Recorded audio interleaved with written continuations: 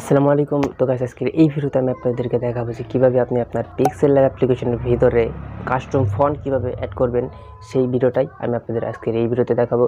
তো আপনারা যারা কাস্টম ফন্ট কীভাবে ইউজ করতে হয় এবং কীভাবে ডাউনলোড করে অ্যাড করতে হয়, এই প্রসেসিংটা যারা আপনাদের প্রয়োজন তাদেরকে আমি রিকোয়েস্ট করবো এই ভিডিওটা কমপ্লিটলি দেখার। তাহলে কিন্তু আপনি আপনার Pixellab অ্যাপ্লিকেশনের ভিতরে কাস্টম ফন্টস কিন্তু আনলিমিটেডভাবে অ্যাড করে নিতে পারবেন। তো ভিডিওটা শেষ পর্যন্ত দেখার অনুরোধ করছি। তো চলুন তাহলে আজকের এই ভিডিওটা স্টার্ট করা যাক। তো গাইস, প্রথমে আমরা দেখাবো যে কীভাবে কাস্টম ফন্টসগুলো ডাউনলোড করতে হয় গুগল থেকে। তো তারপর আমরা সেই কাস্টম ফন্টসগুলো ডাউনলোড করে দেন কীভাবে Pixellab অ্যাপ্লিকেশনে অ্যাড করতে হয় সেই জিনিসটাই আমি আপনাদেরকে এখন দেখাবো। তো প্রথমে আপনাদেরকে কী করতে হবে, গুগল থেকে ডাউনলোড করে নিতে হবে। তো আপনারা প্রথমে গুগল সার্চ ইঞ্জিনে গিয়ে সার্চ করবেন বাংলা ফন্ট ফ্রি ডাউনলোড, বা আপনারা ইংলিশ ফন্টসও কিন্তু যেখান থেকে ডাউনলোড করতে পারবেন ফ্রিতে, একদম ফ্রিতে ডাউনলোড করতে পারবেন।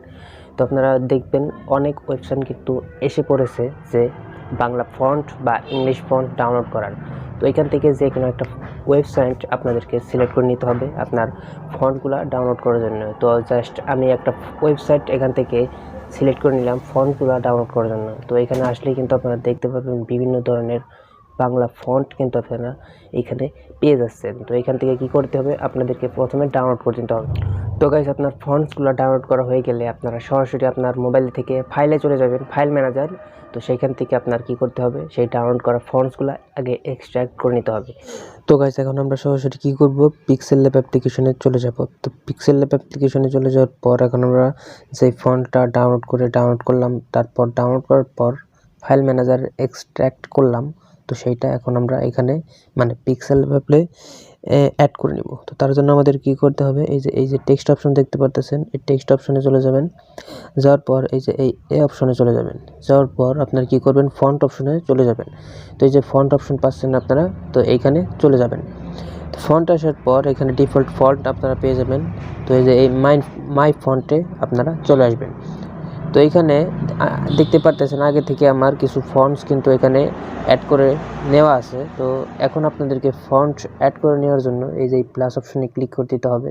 তো এই প্লাস অপশনে আমি ক্লিক করে দিলাম।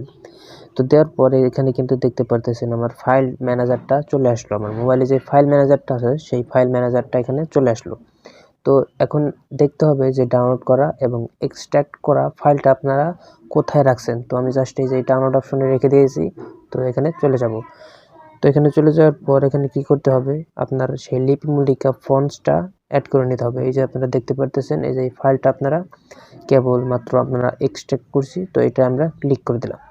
তো ক্লিক করে দেওয়ার পর এখানে আপনারা দেখতে পারতেছেন অ্যাড ডিরেক্টরি। তো এই অ্যাড ডিরেক্টরি অপশনে আমাদের ক্লিক করে দিতে হবে। তাহলে কিন্তু এই যে আপনারা দেখতে পারতেছেন লিপিমূলিকা ইউনিকোড ফন্টটি আপনারা সবার উপরে অ্যাড করে নিয়েছেন। তো এই ছিল আজকের ভিডিও। দেখা হচ্ছে নেক্সট ভিডিওতে। ততক্ষণ পর্যন্ত ভালো থাকুন, সুস্থ থাকুন, খোদা হাফেজ।